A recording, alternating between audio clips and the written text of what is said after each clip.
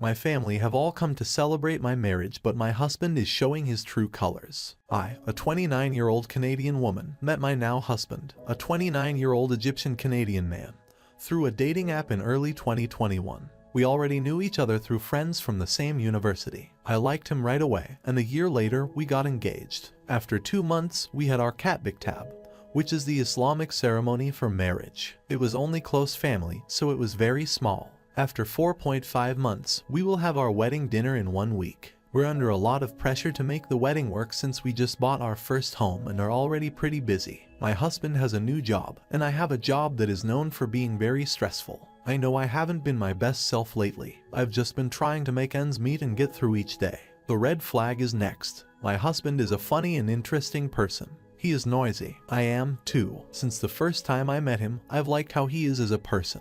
But lately, there's less humor and more comments on world politics, sometimes right-wing conspiracy theories or what I would call conspiracy theories. It tries to teach. When I get involved, it seems like it quickly turns into a fight no matter what I do. When I object to his tone or personal attacks, I get yelled at or told that I'm trying to make him look bad. More and more, he's yelling at me. Today, his whole family was there. It was a big deal. I sobbed. It was because I argued with his family when they told me they had already made the seating chart for their guests even though they didn't have the full list of guests. I didn't think I was being rude when I said that I had to work from the draft I already had because I knew it had all of the guests on it. I told her that if I got something wrong, she could move the tables. From the next room, my husband yelled at me because I had said that his mom didn't know who was coming.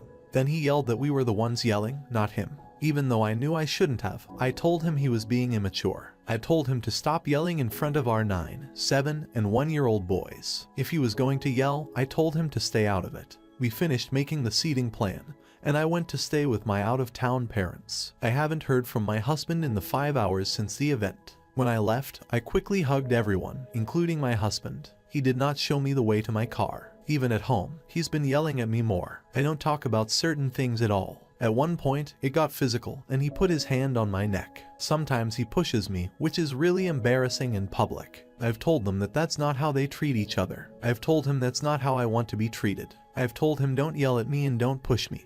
And I've also promised to call his bigger brothers. I'm sure I'm more upset than usual right now for a number of reasons, but I'm starting to worry that I'm just not seeing what's going on. Can I just let it go and pray for things to change? What else can I do to make a difference? Do you think this is a way to deal with stress? In this case, what would you tell your sister to do? We appreciate your time. Please be kind, because I care about my husband and don't know what to do. To make the throat grab situation clearer, we got into a big argument because I felt like he hadn't talked to me before leaving his last job and I was under a lot of financial stress. The catch is that he had already told me about it and I had agreed with him, then forgotten. I don't eat enough, so my memory isn't as good as it could be. I'm trying to change that. I was yelling at him, and he was yelling back. He grabbed me, but let go of me right away and walked away. I was angry and ashamed when we talked about it. He said that what he did was wrong, but he did what he should have done. He stopped and walked away. Basically, he didn't let it get any worse than scaring me. I wasn't hurt, I was just upset. Still, what he did was wrong, and he has apologized for it. But I understand that he must have been very angry when I yelled at him for something I had happily agreed to just a few days before. News for next day, from the bottom of my heart, thank you. This thread made me decide whether to accept his apology or call him out on his behavior. I told him today that if he yells at me again, I won't put up with it. The end. At first, he got angry and said, fine, then call off the wedding.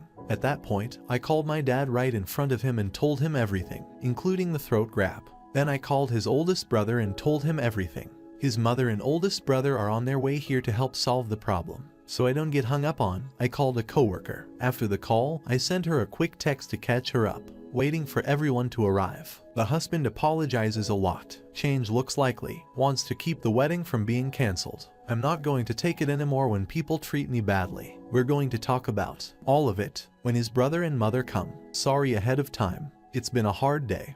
But I thought you might like to know that I'm okay, so here's a report. I slept at my parents' house last night. I didn't hear from my husband when I woke up. I called him around 9 a.m. to see if he was going to the photographer's meeting. He said yes, so I picked him up and took him with me. We just said thanks for getting the gas and where's the appointment. And that was about it. After our meeting with the photographer, we left the city to go back to our own city, which was about an hour away. About 20 minutes into the ride, I said that we needed to talk about the fight from the day before. He wanted to know what we should talk about. I told him, first of all, you yelled at me in front of your family. He didn't seem to want to say anything, so I kept talking and told him I won't take being yelled at anymore. It's rude, and I've already made it clear that I won't stand for it. He started to get angry and fight back. I yell, too. He's worried. I was trying to figure out where he should sit, etc. I told him that wasn't the point. It doesn't matter why he was screaming. I won't take it anymore when people yell at me. I need this to change, or I can't be with someone who treats me badly for the rest of my life. He said, well, I'm not changing, so just cancel the wedding. He quickly changed his mind, but I didn't call my dad until I was right in front of him. I called my dad and told him as clearly as I could that my husband's emotional abuse has gotten worse since we moved in together. I also told him about how he grabbed my throat and shoved me in public. While I told my dad this, my husband was quietly talking next to me. For real, you really want to involve them in this? In my ear, etc. I didn't pay attention to him and kept talking to my dad. This said a lot. I told my dad everything, and we made a plan to keep everyone safe. When we got to our city, I called him, and when my husband left, I called him again. My dad keeps telling me that I don't have to go through with the wedding and that abuse usually gets worse over time. I told my dad that I didn't know if I should go through with the wedding, and he said that was the right thing to say. He also reminded me that I didn't have to make a choice today. I asked my dad, are you calling your mom or am I? After I called him, he said I should. I called his oldest brother instead, since his parents are old. I told him everything, and he talked to us on the phone for a while. He didn't understand what I told him and criticized what his brother had done.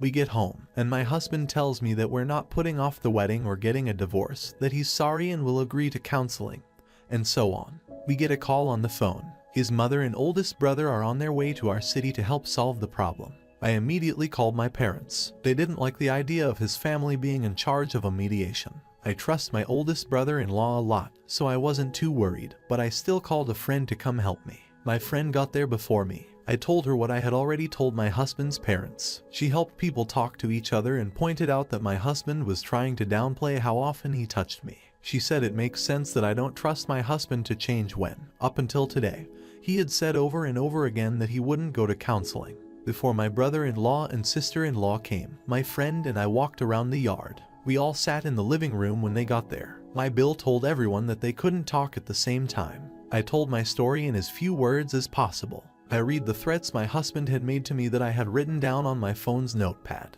I told him that my husband would not go to counseling, even though I had been asking for months. Then my bill asked my husband if he agreed with what I had said. My husband started by saying that he had grabbed my throat because she kind of ran at me and I put my hand out to stop her. But yes, I did. So I made it clear. I said, no, we were fighting, and you got mad at me and grabbed my throat out of frustration. I wasn't coming at you, and you weren't afraid of me or trying to stay away from me. Is that true? Asked his brother. So my husband gave in. At this point, my bill said that the violence was not okay. He said that canceling the Saturday reception isn't a big deal because either the relationship is over or we need to work on it for a long time to fix what's wrong and see if a good relationship can be built at all. He made it clear that he will back whatever decision I make in the future, and he will make sure I don't have to pay off all the wedding debt. While my husband was packing to go back to his family's house, my brother-in-law and I talked about how the wedding setting could be used for a family gathering for all of his family who would be flying in.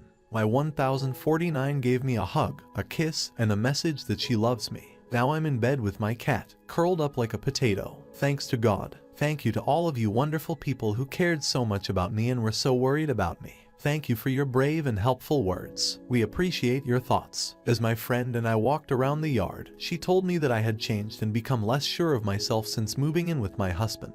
She told me that she and her husband are there for me and are proud of me for sticking up for myself. God bless good friends.